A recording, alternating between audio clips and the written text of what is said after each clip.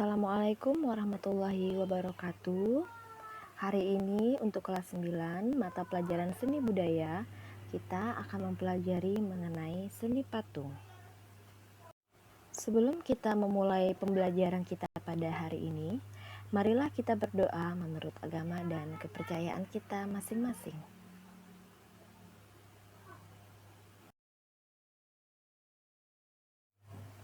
Apa itu seni patung? Seni patung adalah karya seni 3 dimensi yang mengandung unsur keindahan. Definisi seni patung. Menurut Kamus Besar Bahasa Indonesia, patung diartikan sebagai benda tiruan bentuk manusia atau hewan yang cara pembuatannya dipahat. Selain itu, seni patung merupakan suatu benda yang sengaja dipahat untuk meniru bentuk manusia dan hewan. Pengertian ini didasarkan terjemahan dari bahasa Inggris sculpture karena pematung zaman dahulu kebanyakan mempergunakan teknik memahat. Seni patung disebut juga plastic art atau seni plastik. Maksud dari kata plastis adalah mudah dibentuk sesuka hati. Seni patung juga diartikan sebagai seni bentuk. Maksudnya, bentuk-bentuk yang memiliki keindahan. Fungsi pembuatan patung. Yang pertama yaitu fungsi personal.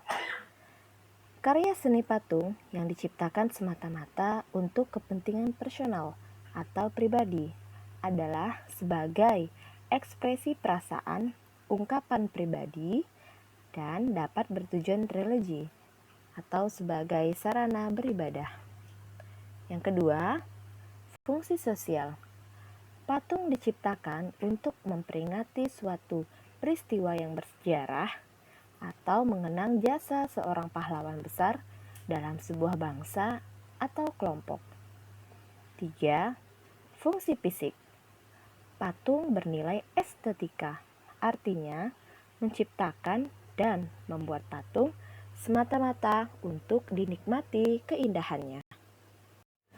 Berdasarkan tujuan pembuatannya, patung dapat dibagi sebagai berikut. Yang pertama, patung monumen. Dibuat dengan tujuan untuk mengenang peristiwa bersejarah atau jasa seorang tokoh. Yang kedua, patung arsitektur. Tujuannya untuk menunjang arsitektur atau konstruksi suatu bangunan sehingga bernilai, juga untuk menambah estetika atau keindahan. Yang ketiga, patung dekorasi. Dibuat untuk menghias suatu bangunan atau memperindah lingkungan. Yang keempat, patung kerajinan. Patung yang dibuat dari hasil karya kerajinan, hasilnya untuk dinikmati keindahannya. Yang kelima, patung seni. Patung seni ini dibuat hanya untuk dinikmati keindahannya saja. Yang keenam, patung religi. Merupakan patung yang memiliki unsur dan makna religius, biasanya digunakan untuk beribadah pada keyakinan tertentu. Selanjutnya yaitu bentuk-bentuk dan jenis-jenis patung. Menurut bentuknya, seni patung dibedakan menjadi dua, yaitu patung figuratif dan patung non-figuratif. Apa itu patung figuratif? Patung figuratif atau realis adalah patung yang merupakan tiruan dari bentuk alam, yaitu manusia, hewan, dan tumbuhan. Nah, sedangkan patung non-figuratif atau imajinatif adalah patung yang secara umum sudah terlepas dari bentuk tiruan alam dan bentuknya abstrak. Karya ini dibuat di luar bentuk aslinya. Menurut jenisnya, terbagi dua ya, yaitu yang pertama adalah zone de Bos.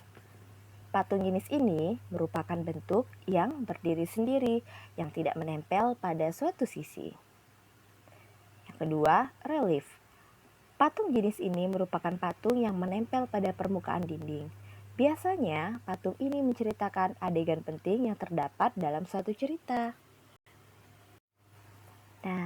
Berikut contoh-contoh patung menurut tujuan, jenis, fungsi, dan bentuknya. Contoh patung monumen. Ini adalah patung Monumen Pancasila Sakti yang terdapat di Jakarta Timur di Lubang Buaya ya. Ini dibuat untuk mengenang jasa para pahlawan revolusi dan peristiwa G30S PKI. Selanjutnya, contoh patung arsitektur. Gedung teater di Taman Mini Indonesia Indah, Jakarta yang berbentuk keong emas. Selanjutnya yaitu contoh patung dekorasi. Patung ini untuk menghiasi taman agar terlihat lebih indah. Nah, berikut ini merupakan contoh patung kerajinan, yang mana patung ini dibuat oleh masyarakat pematung di Pulau Lombok. Selanjutnya, ini adalah contoh patung seni, patung lilin Lady Diana. Selanjutnya, ini adalah contoh patung religius. Patung ini sebagai sarana peribadatan agama Buddha. Nah, selanjutnya ini adalah salah satu contoh patung relief yang terdapat di Kalimantan Barat, Kabupaten Sintang, yaitu patung yang menceritakan kisah Bujang Beji dan asal-usul Bukit Kelam. Dan yang terakhir, ini adalah contoh patung abstrak, yang mana patung ini dibuat di luar dari bentuk aslinya. Baiklah anak-anak, setelah kalian menyimak penjelasan mengenai karya seni patung dan kalian telah melihat contoh-contoh patung, tugas kalian adalah sebutkan minimal 4 patung serta lokasinya yang ada di Kabupaten Sintang. Demikianlah materi karya seni patung untuk kelas 9 pada minggu ini. Sampai jumpa di pembelajaran kita selanjutnya. Assalamualaikum warahmatullahi wabarakatuh.